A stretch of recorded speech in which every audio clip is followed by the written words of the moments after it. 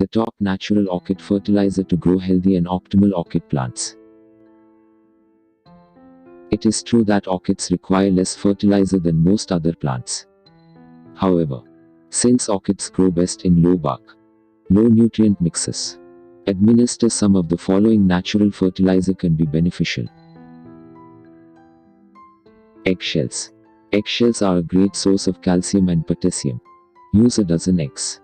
And before using the water, cut it by a quarter.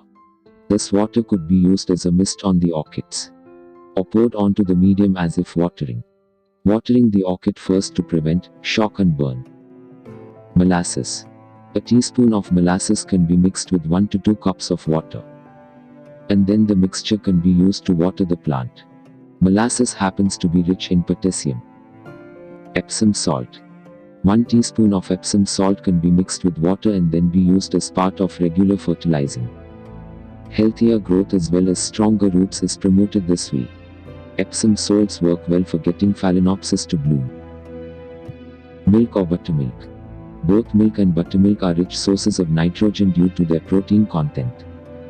An empty milk carton should be filled with water and swished around, which will transfer the dregs of the milk to the water. The milky water can then be used to water the orchids. Potatoes. Potassium and a small quantity of phosphorus are provided by potatoes, both necessary for healthy orchid flowering and growth.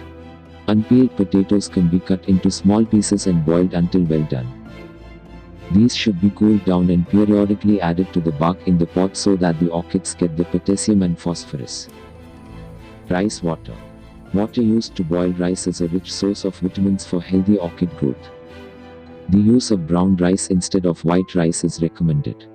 The leftover water after rice is cooked should be cooled down, and then be used to water the orchid.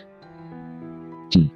Tea bags are high in nitrogen, so they can also be used as a natural alternative to fertilize orchids.